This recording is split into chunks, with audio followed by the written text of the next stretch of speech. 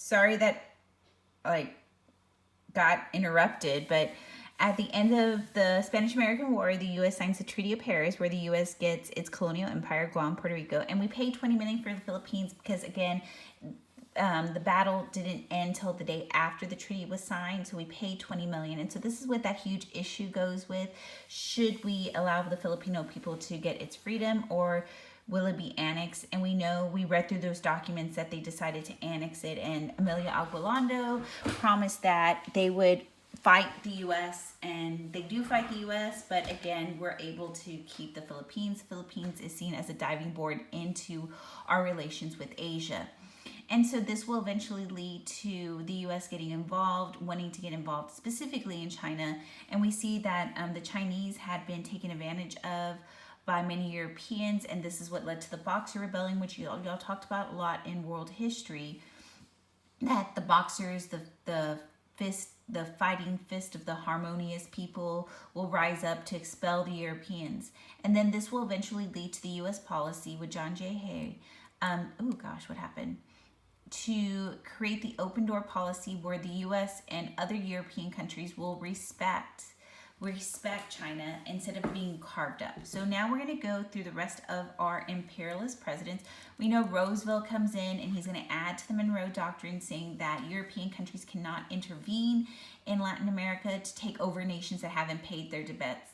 The U.S. will be there to help its neighbors from being taken over. Roosevelt also negotiates peace between the Russians and the Japanese that were about to have a war, the Russo-Japanese War. He gets a Nobel Peace Prize for this. One of the things the U.S. wants to do is that we start to turn inward with immigrants. We already know that we banned the Chinese. We're also going to create the gentleman agreement with the Japanese that we will limit immigration to the U.S. but treat the Japanese people as equal citizens. The U.S. will, again, from Alfred Thayer Mahan, take his advice of building up the Great White Fleet, and we're going to send this military around to these new possessions so they know that there are power. We will start to build the Panama Canal, and a lot of that stemmed from us wanting to build a canal in Nicaragua. It does not come to fruition, and the U.S. will try to go to Colombia to ask that we could build the canal there. They had already released it to the French. The French hadn't been able to do it. And when the Colombians do not allow us to have this area, we will kind of encourage the Panamanian people to have their own revolution. We will take down our military down there to help them in their revolution. As they become an independent country, they allow the U.S. The canal area, which is 100 miles, and they lease it for 100 years to us, and we built the canal. We know that there was problems with the malaria, that we had to eradicate mosquitoes there. We also had to build the railroad in this area to be able to take out that mountain to build the canal area. Taft, he dealt with dollar diplomacy, saying that anywhere American businesses are, our military would protect them. Woodrow Wilson felt that we would go into Latin American countries, demand human rights, but also teach them democracy. But the outbreak of World War I really gets us stopping our Latin America endeavors. So we're going to start looking at what caused the stop of imperialism, and it's really World War I. We talked about this year about mania, militarism, alliances, nationalism, imperialism, and the assassination of Archduke Franz Ferdinand that started World War I. But those are not the causes of what's caused the U.S. to get involved. And remember, we talked about it being Lust Ice, the sinking of the Lusitania, unrestricted submarine warfare, the Sussex, the Telegram, idealism, cultural ties, and economic ties. Okay, so we talked about that before, but here's just our notes. We had loans to the Allies that we couldn't get into Germany because of the blockade by the British. So most of our loans were to the Allies, and we wanted to make sure we wanted to get that back. Again, idealism, that idea that we were fighting to keep the world safe for democracy. This was going to be the war to end all wars. We had cultural ties to the Allies. And then the big issue was the oceans. We see the British, they stopped our shipments going to Germany. Germans, they kept on sinking the boats, the Lusitania that had Americans on it, the Sussex. And we see that Germany keeps on promising, and we read this in the documents, that they will not attack without warning. But then they're going to attack. And then we get the Zimmerman note where they promise Mexico parts of the areas of the United States. And so what really causes the immediate cause of the war is that the unarmed ships are attacked. What we're going to look at is the home front. We're only involved in this war for a year, but the U.S., what we do in World War I is exactly what we're going to do in World War II. The Selective Service Act is initiated. It's a draft. Men are chosen by the lottery, and their names are pulled, and they're pulled into service. Again, most of these men are not experienced, so they're called doughboys, but our experienced group is called the American Expeditionary Forces, led by John J. Black Pershing. He got experience in the Mexican-American War during Wilson's administration. Americans will fight in separate units because we enter the war a year late. Women are not allowed in the military, but they're in the support units. They are the nurses. They're the people who are typing up the telegrams. Blacks will also fight in segregated units. A lot of that stems from Plessy versus Ferguson. But they will see that the French troops are integrated.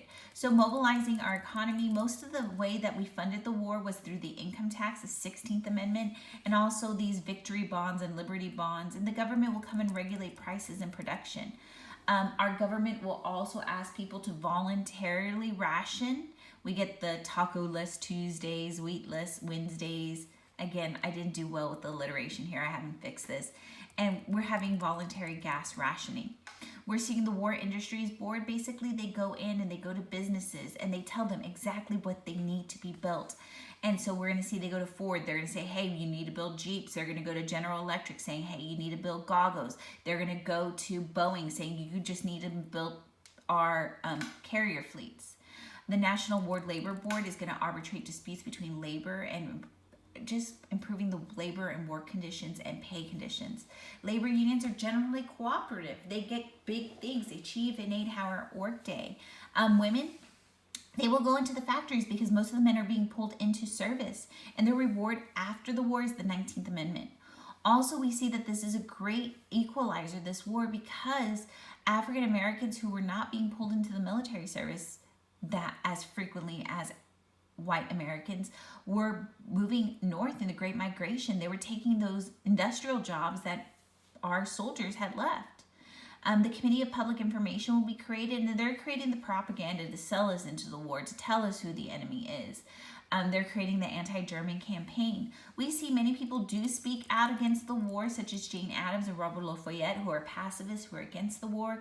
The American Civil Liberties Union is created at this time because of 2 acts. One is the Espionage Act, where we're looking for spies in America, and the Sedition Act that it limits people's speech, that you can't speak out against the war. A case goes up, Schneck versus the United States, saying that the government does have the right in times of war to limit people's speech. Again, they can limit my speech, and my speech hurts others, like shouting fire in a place where there's no fire that could hurt others. Loyalty leagues are created just to report anybody who's considered a spy.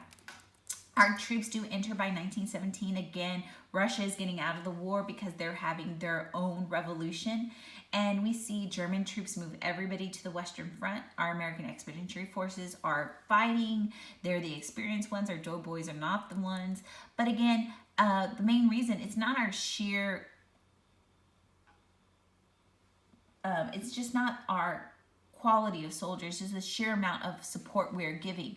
Germany starts to begin running out supplies. Its powers start to surrender out of the Central Powers. Wilson drops the 14 points. These points we talked about.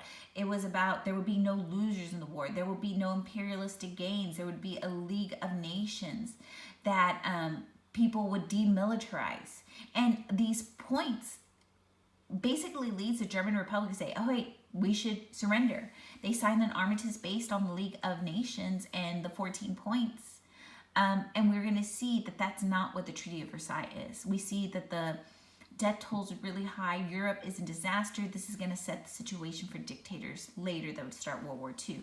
So we're going to look at the Treaty of Versailles. We know that everybody was supposed to be present, but really US, Great Britain, France, and Italy are there. Germany is missing. And we see that the 3 other nations, they just want revenge. And so Wilson's willing to sacrifice most of his 14 points to create a greater world just for the League of Nations. And so we see in the Treaty of Versailles, Germany had to admit its war guilt. They had to pay reparations to the Allies. Germany's colonies got taken away. They could not have no military. France lost land. They lost land to France. Poland is created. We get new nations like Lithuania, Latvia, Estonia, Poland created, and the leagues there. We see that basically the Treaty of Versailles is what Hitler is going to use later to start World War II. Hey guys, I think we got through this review. There it is.